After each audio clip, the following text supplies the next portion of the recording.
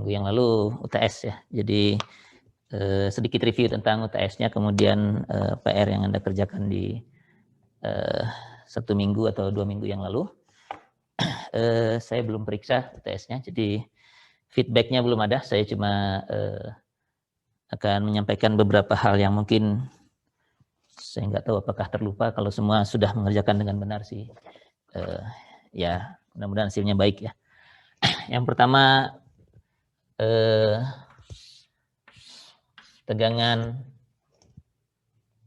normal dan geser pada bidang miring begitu ya. Bidang miring, di mana ini adalah sudut beta yang diberikan oleh soal. Jadi yang kita lakukan adalah menguraikan gayanya pada bidang miring ini. Jadi kalau ini sudutnya beta, gaya P-nya ada di sini, maka gimana nih? Ini tegak lurus ke sana. Ini yang sejajar, yang ini nanti akan mengakibatkan gaya normal. Yang vertikal, yang tegak lurus dengan bidang miring, dan yang sejajar dengan bidang miring akan menghasilkan gaya geser. Kalau betanya di sini, ini ada beta di situ, ya. Betanya sama-sama di sini, jadi P kosinus beta di sini, dan P sinus beta di sebelah sana, gitu. Lalu Anda tinggal membagi gaya-gaya ini masing-masing, geser, dan normal ini dengan luas bidang ini, ya. Jadi kalau ini luasnya A, yang ini mestinya luasnya A per apa itu? Kalau ini tegak lurus ini A, jadi ini A per sinus beta ya. Oke, jadi terus tinggal diselesaikan saja tegangan yang diminta. Yang diminta adalah ada 2 ya, tegangan normal dan tegangan geser pada saat betanya diberitahu. Kemudian kalau ada limitnya, jadi ya sigma dan taunya Anda bisa hitung. Sigmanya adalah P sinus beta dibagi A per sinus beta ini. Gesernya mestinya P kosinus beta dibagi dengan A per sinus beta ya. Ini kalau betanya diberikan, sigma dan taunya bisa langsung dihitung. Kalau ada geser izin, untuk yang B-nya ada geser izin, maka taunya ini harus lebih kecil atau sama dengan tau izin yang diberikan. Dan ini ada fungsi betanya di sini ya. Betanya sekarang giliran di bagian yang B belum diketahui. Nanti akan ketemu beta kecil sama dengan suatu nilai tertentu ya. Lalu dicocokkan dengan batasan beta yang diberikan di awal ya. Di awal soal itu betanya terbatas dari 10 derajat sampai 40 derajat. Kelihatannya kalau begini artinya dia akan membatasi yang sebelah 40-nya ini ya. Jadi batas atasnya tidak lagi 40 tapi lebih rendah ya. Demikian untuk yang pertama. Mungkin yang harus hati-hati adalah karena yang diberikan adalah tegangan ya. Jadi soalnya memberikan bahwa di permukaan ini tegangannya adalah 5 MPa ya. Tegangan ini Anda harus ubah dulu menjadi gaya ya. Karena yang bisa kita uraikan dan kita jumlahkan itu gaya ya. Saya sudah ingatkan dulu di beberapa kali bahwa sejauh ini kita belum akan menjumlahkan tegangan, dan normal sama geser tidak akan pernah kita jumlahkan karena itu 2 tegangan yang berbeda ya. Nanti kalau di sekitar 3 minggu yang akan datang, yang normal sudah bisa kita jumlahkan dengan normal kalau ada beberapa tegangan normal di satu titik saja ya. Jadi yang diuraikan harus gaya ya. Kalau Anda uraikan tegangannya nanti hasilnya akan keliru ya. Itu yang pertama. Yang kedua, problemnya adalah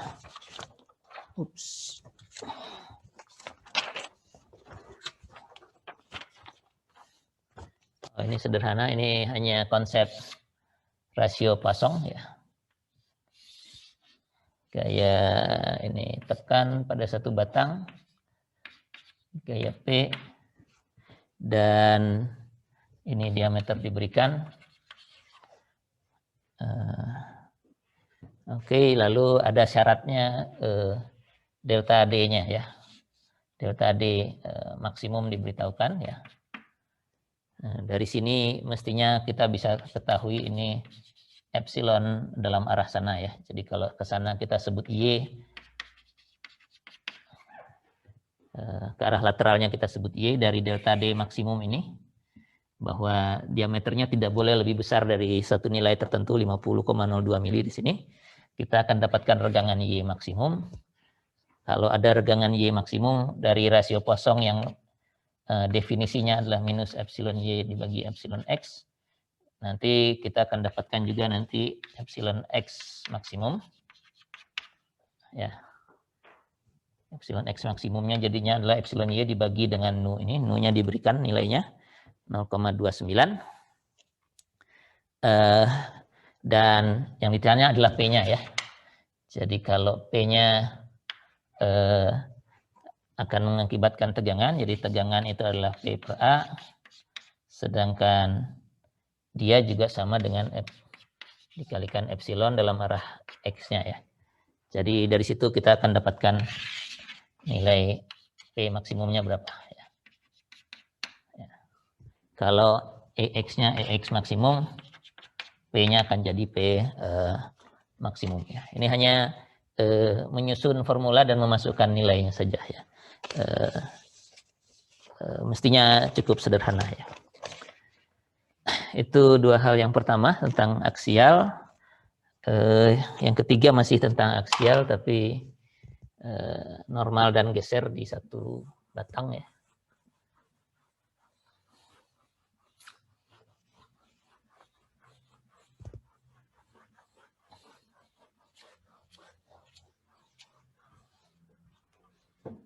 Jadi ada satu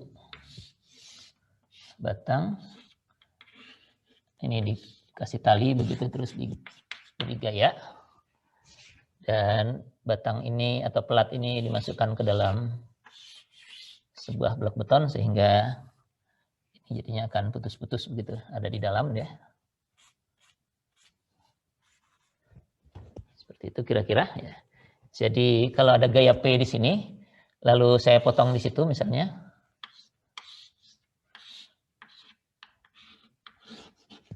Oke, lalu gaya dalamnya hanya ada normal ya. Karena saya motongnya di atas di tempat yang belum ada batang lainnya ya. Jadi normalnya sama dengan P dan tegangannya adalah N per A sama dengan P per A ya. Ini yang belum diketahui adalah lebarnya ya, ini lebarnya A ya. Oke, jadi luas penampangnya masih dalam fungsi A ya, dikalikan dengan ketebalannya, dan ini harus lebih kecil atau sama dengan sigma izin ya. Jadi dari sini mestinya nilai lebar A ini bisa kita peroleh karena A ini adalah lebarnya ini dikalikan dengan tebalnya ke arah dalam papan tulis. Jadi dari sini A bisa diketahui ya. A mestinya nanti lebih besar atau sama dengan suatu nilai. Nah, satu hal yang perlu diperhatikan adalah kalau saya potong di sini, ini luasnya A gitu ya. Tapi kalau saya potong persis di lubang ini, gitu, luas penampangnya gitulah ya. Ini gaya P-nya. Nah, ini luas A-nya lebih kecil ini ya. A-nya jadi lebar A ini dikurangi dengan diameter lubang ya. Diameter lubang ini sebut aja D dulu sekarang karena angkanya diberikan, nilainya berapa ini. Lebar lubangnya, diameter lubangnya 3/4 ya. Jadi ini dikurangi 3/4 dikalikan dengan T ya. Jadi ini juga kita bisa hitung tegangannya. Ya P per A juga sama. Kecil sama sigma izin. Tapi A-nya akan lebih kecil ya. Jadi ini akan lebih menentukan. A lebih besar daripada suatu nilai yang akan menentukan berapa lebar dari pelat ini yang diperlukan agar tegangan normal di bajanya ini, di pelatnya ini tidak melebihi tegangan izinnya. Nah, kalau kita ambil free body pelatnya sendiri semua, jadi yang dipotong adalah betonnya, ini P-nya, maka di seluruh permukaan ini akan ada V gitu ya. Ya, V-nya ada di permukaan depan, belakang, samping yang tipis ini, dan samping yang tipis ini juga ya. Jadi luasnya bisa Anda hitung, taunya sama dengan V per A. Itu luasnya adalah lebar ini ditambah dengan tebal ke sana, jadi seperti keliling gitu ya. Kalau kita lihat dari bawah, lebarnya adalah keliling ini. Keliling itu dikalikan dengan tinggi ini ya, tinggi tertanamnya. Tinggi tertanamnya itu adalah B ya. Jadi ini lebih kecil atau sama dengan tau izin, di mana A-nya itu adalah fungsi dari B yang belum diketahui.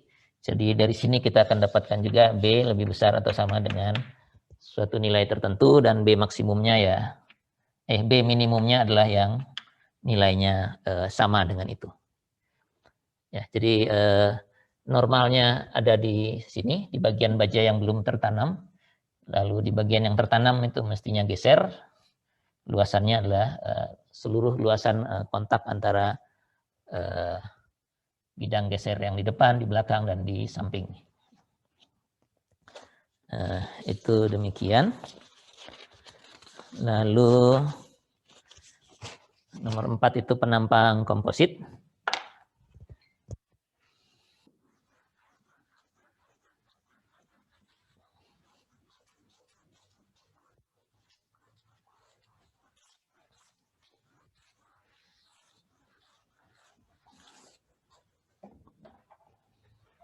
Penampang kompositnya satu di tengah-tengah, begitu, di atas ada tutupnya. Lalu ada gaya yang bekerja, gaya P. Kemudian di sekitarnya ada tabung. Ini kalau dilihat potongan setengah dari tabungnya. Begitu ya. Jadi tabungnya itu melingkar. Nah, tingginya ada selisih 2 mm. Ini 600. Ya. Jadi awalnya gaya P itu hanya diterima oleh yang di tengah ini, oleh batang yang di tengah.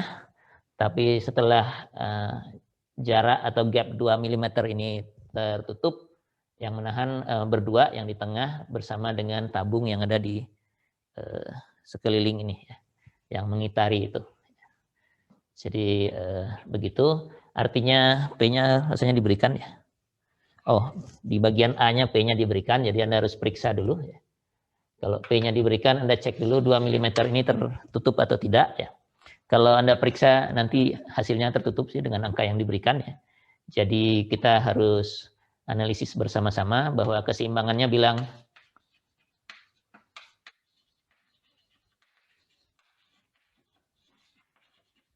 bahwa P itu harus sama dengan P yang pergi ke material 1. Material 1 ini disebutnya apa nih? Oh, 1 itu yang sebelah luar ya. Jadi 1 itu adalah kuningan ditambah dengan yang keduanya aluminium ya. Jadi sebagian akan diterima oleh kuningan, sebagian akan diterima oleh aluminium. Itu jelas ya, agar seimbang. Lalu kompatibilitasnya jadinya karena gapnya sudah tertutup,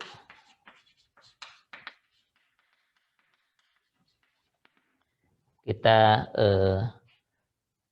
harus menyamakan deformasinya setelah tertutup. Jadi delta dari kuningan, terserah Anda nulisnya di depan yang mana. Kalau kuningan itu yang di pinggirnya ya, yang tutupnya. Kalau kuningannya di depan mestinya sama dengan delta aluminium.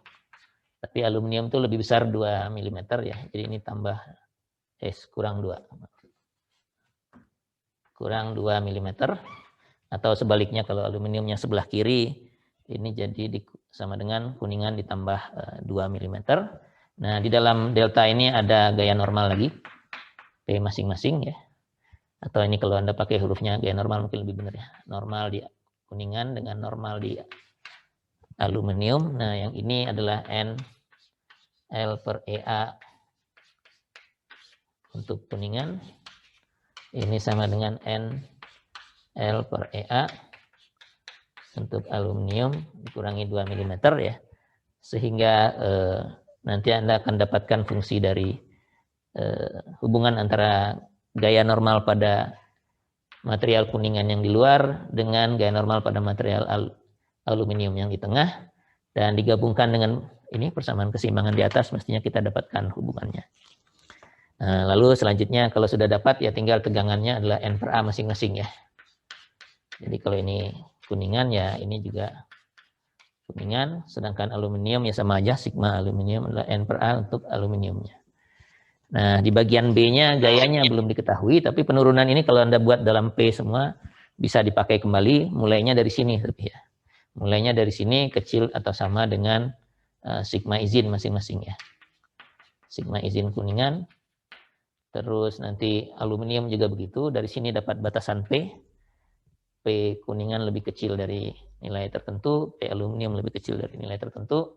Dari hubungan ini kita akan dapatkan fungsi dari masing-masing dari P. Ya. Jadi untuk bagian yang B batasannya bisa diperoleh dari membandingkan tegangan yang terjadi, masih fungsi dari P dibandingkan dengan tegangan izin di dua material ini. Jadi nanti akan dua batasan yang menentukan mestinya batasan yang lebih kecil di antara kedua itu. Itu yang keempat. Yang kelima juga masih statis tertentu tapi dalam bentuk batang kaku yang digantung. Ini kalau Anda resource-nya menggunakan slide yang saya berikan, ada hitungan yang mirip dengan ini ya. Hanya angka-angkanya saja mungkin berbeda. Jadi mestinya bisa mengikuti apa yang ada di slide itu ya. Di mana persamaan kompatibilitas diperoleh dari perpindahan batang-batang yang ada ya. Jadi ada satu batang kaku digantung di 3 titik.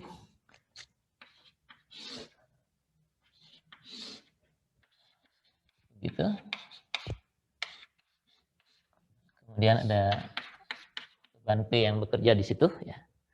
Jadi kalau dengan keseimbangan kita tinggal buat potongan di sana, lalu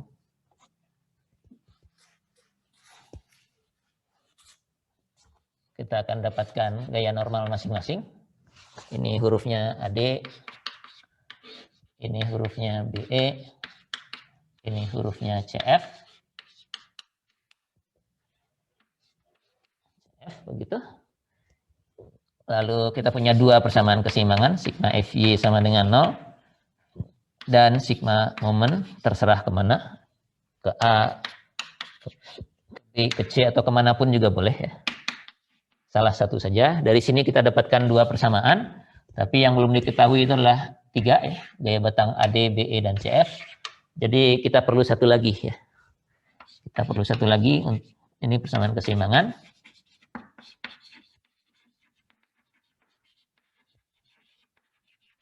Nah, yang satu lagi itu persamaan kompatibilitas.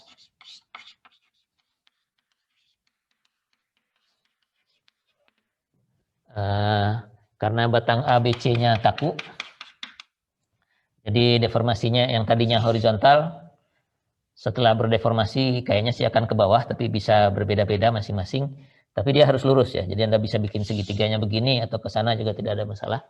Terserah saja perumpamaannya. Jadi ini kalau begini, ini delta A. Yang di lokasi B ya ini delta B, dan yang di ujung sini delta C.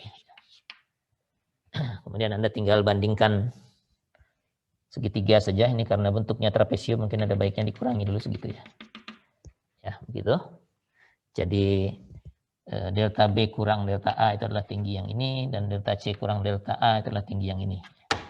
Jadi nanti pembandingannya adalah delta B minus delta A dibagi dengan jaraknya ya.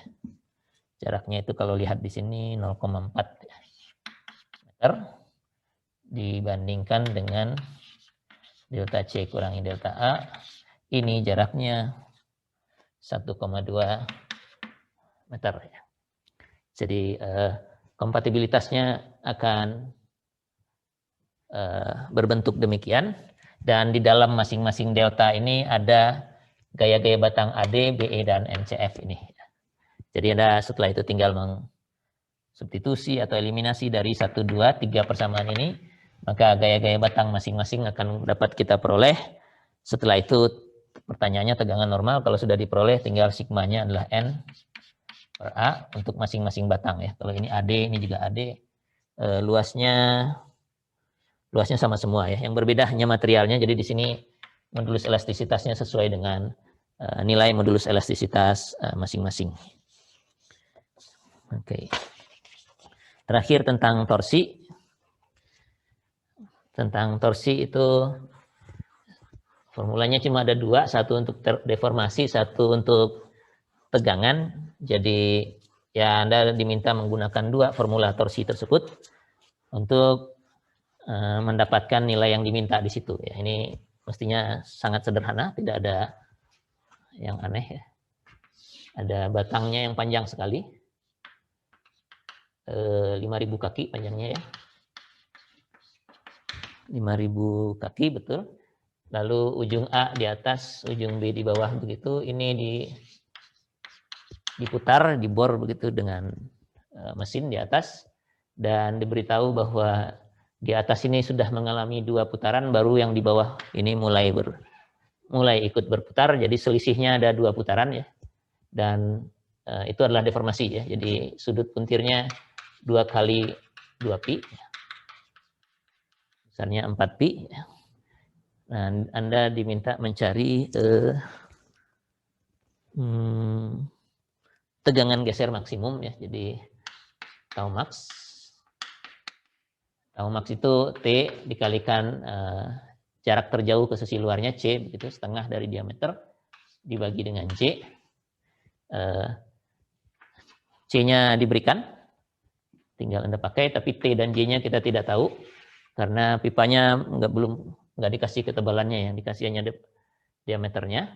Dari sini, dari sudut puntir kita punya formula T dikalikan panjangnya ada yang 5.000 kaki dibagi dengan GJ, G-nya diketahui, L-nya juga diketahui, T dan J tidak ya, tapi kita bisa substitusikan T per J ini ke atas untuk mendapatkan tegangan geser maksimum ya, karena V-nya sudah diketahui. Anda dapatkan T per J dari sini. Lalu nilainya tinggal dimasukkan untuk mendapatkan tegangan geser maksimum ya. Jadi demikian kira-kira yang mestinya Anda lakukan. Jadi nanti bisa kalau mau mengecek lagi silahkan cek sendiri, karena Anda masih punya berkasnya kan ya, yang dikirimkan ke saya yang lalu. Kalau ada yang mau menanyakan tentang ini, boleh disampaikan. Kalau nggak mau mengingat ini lagi, ya sudah, oke. Tugas saya menyampaikan ini. Kalau ada Anda yang keliru menjalankan atau mengerjakan ini, mudah-mudahan nanti di ujian akhir tidak keliru lagi. Ya. Karena nanti di ujian akhir topiknya kembali dari awal seperti ini. Ya. Di UTS 2 dan 3 sih topiknya tidak akan, kalau 3 masih mungkin, karena 3 itu nanti kombinasi. Ya. Jadi masih bisa ada ini. Ya.